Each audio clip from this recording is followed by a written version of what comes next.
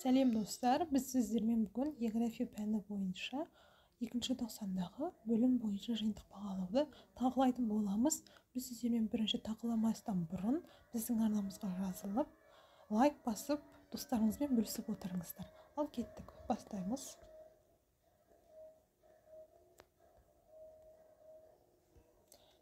Картография және географиялық деректер базасы бөлімі бойынша жиынтық бағалау тақырыбы географиялық номенклатура. Берілген сұрақтарға жауап беріңіз, тапсырмаларды орындаңыз. Бірінші тапсырма бізде бұл карта дегеніміз не? Яғни біз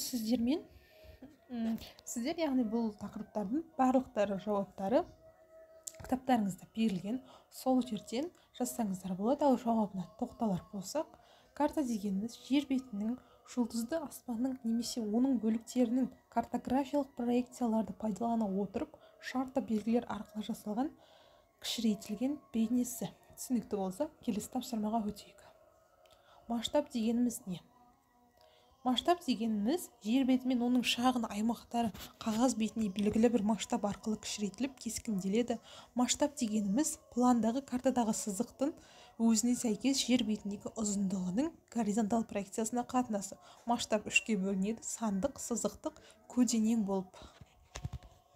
Келесі сұрақ: сандық масштабты атаулық масштабқа айналдырыңыз. 1-дің 100 мыңға қатынасы, яғни ауыстыратын, айналдыратын болсақ, 1-дің 10-ға қатынасы километр болып аударылады. Айналады. Бірінші және екінші суретте картаның түрін анықтаңыз. Яғни бұл сіздерде қолдарыңыздағы парақта көрсетілген сурет. Жауабына тоқталар болсақ, бұл географиялық карта, дүниежүзілік картасы, жергілікті жердің планы. Соңғы сұрақ: картаның күнделікті өмірде қолданылуына мысал келтіріңіз. Ал мысал келтірейік. Бұны әрқайсыңыз өз фантазияларыңызбен жазсаңыздар болады. Әркім өзі біледі, қалай жазса да. Соңғы сұрақты.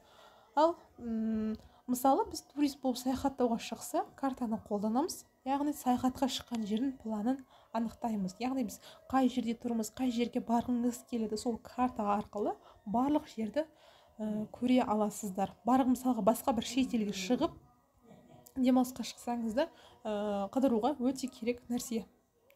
Қазір мысалға көптеген телефондарда Google Maps бар, сол арқылы картаны қолдана аласыздар. Ал достар, біз сіздермен бүгін БЖБ тақырыбын аяқтадық. Біздің неміз ұнаса, біздің каналымыз ұнаса, жазылып отырыңыздар, лайк басып отырыңыздар. Келесі күндерде де көптеген тапсырмаларды талқылап отырамыз. Сау болыңыздар.